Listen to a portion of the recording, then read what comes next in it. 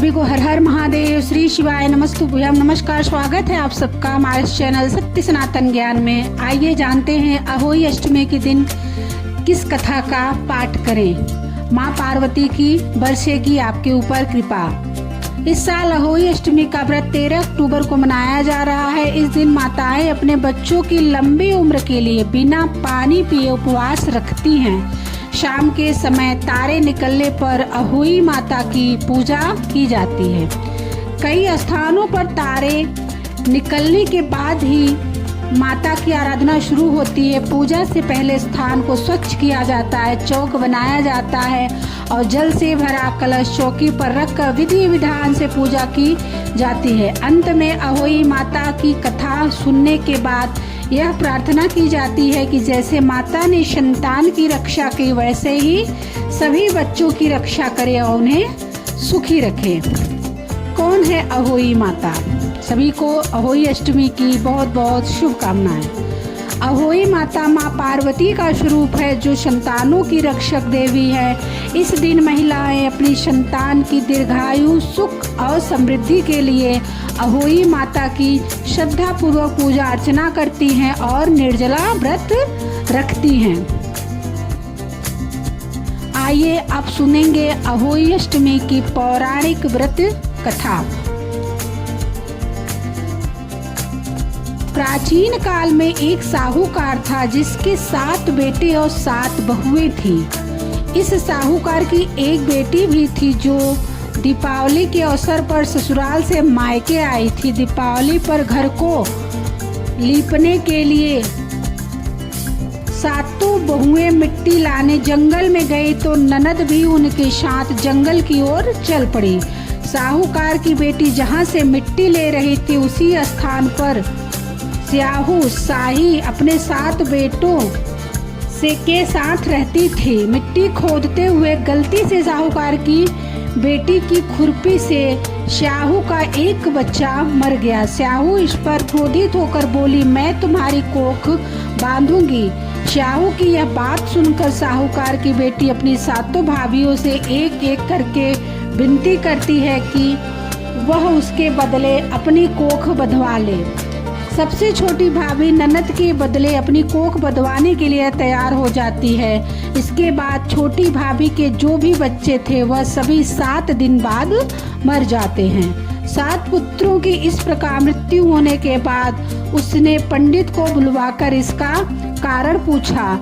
पंडित जी ने सुरही गाय की सेवा करने की सलाह दी। सुरही सेवा से प्रसन्न होती है और उसे स्याहू के पास ले जाती हैं। रास्ते में थक जाने पर दोनों आराम करने लगती हैं। अचानक साहूकार की छोटी बेटी की नजर एक ओर जाती है। वह देखती है कि एक सांप गरुड़ पंखनी के बच्चे को डसने जा रहा है और इसलिए वह सांप को मार देती है। इतने में गरुड़ पंखनी वहां आ जाती है और खून बिखरा हुआ देखकर उसे लगता है कि छोटी बहू ने उसके बच्चे को मार दिया है। इस पर वह छोटी बहू को चोंच मारना शुरू कर देती है। छोटी बहू इस पर कहती है कि उसने तो उसके बच्चे की जान बचाई है। गरुड़ पंखनी इस पर खुश होती है और सुरही सहित उन्हें स्याहू के पास पहुंचा देती है। स्याहू छोटी बहू की सेवा से प्रसन्न होकर उसे 7 पुत्र और 7 बहुएं होने का आशीर्वाद देती है। स्याहू के आशीर्वाद से छोटी बहू का घर पुत्र और पुत्र की वधुओं से हरा भरा हो जाता है। अहोई अष्टमी का अर्थ एक प्रकार से यह भी होता है अनहोनी को होनी बनाना, जैसे साहूकार की छोटी बहू ने कर दिखाया। अहोई अष्टमी पर क्यों किया जाता है राधा कुंड में स्नान, जाने इससे जुड़ी कथा।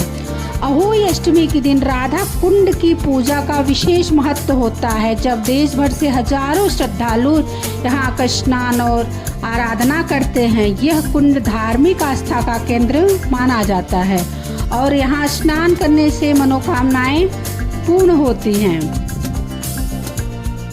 अहोई अष्टमी और राधा कुंड का ऐतिहासिक एवं पौराणिक महत्व।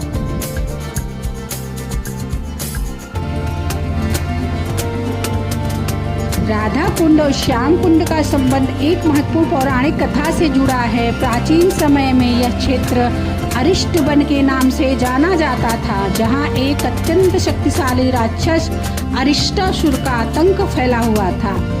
उसकी दहाड़ इतनी तीव्र और भयावह थी कि गर्भवती महिलाओं का गर्भपात तक हो जाता था। जब कंस ने उसे कृष्ण का वध करने भेजा तो उसने गाय के बछड़े का रूप धारण किया और बाल कृष्ण पर हमला किया। कृष्ण ने उसकी पहचान कर ली और उसका वध कर दिया। हालांकि उसने गाय के रूप में आए जीव का वध किया था, इस कारण उस पर गौ हत्या का पाप नहीं लगा। इस पाप से मुक्ति पाने के लिए श्री कृष्ण और राधा रानी ने चतुर्थी की रात को 2 अलग अलग कुंडों का निर्माण किया, जिन्हें आज हम श्याम कुंड और राधा कुंड के नाम से जानते हैं। अहोई अष्टमी पर राधा कुंड स्नान की मान्यता और परंपरा। अहोई अष्टमी व्रत मुख्य रूप से माताएं अपने संतान की लंबी उम्र और सुख समृद्धि के लिए रखती हैं। इस दिन विशेष रूप से राधा कुंड में स्नान करने की परंपरा का पालन हजारों की संख्या में श्रद्धालु करते हैं। खासकर जिन दंपतियों को संतान की प्राप्ति नहीं हो रही होती है, वे इस दिन यहाँ आकर स्नान और संतान की प्रार्थना करते हैं। ऐसी मान्यता है कि अहोई अष्टमी पर राधा कुंड का जल अमृत तुल्य होता है और इसमें स्नान करने से पुण्य फल मिलता है। इस दिन कुंड में स्नान करना केवल धार्मिक कर्तव्य नहीं बल्कि विश्वास और श्रद्धा का प्रतीक होता है। सभी को अहोई अष्टमी व्रत की बहुत बहुत शुभकामनाएं। यही कारण है कि अहोई अष्टमी के दिन मथुरा नगरी विशेषकर राधा कुंड क्षेत्र में श्रद्धालुओं की भारी भीड़ उमड़ती है, जो इस स्थान की पवित्रता और मान्यता को दर्शाती है। सभी को हर हर महादेव, श्री शिवाय नमस्तुभ्यम। सभी माताओं बहनों को अहोई अष्टमी व्रत की बहुत बहुत शुभकामनाएं। अहोई माता आप सबके पुत्रों की रक्षा करें, सबके घर में खूब सारी खुशियां दें। सभी को व्रत की बधाई। श्री शिवाय नमस्तुभ्यम। हर हर महादेव। जय भोलेनाथ।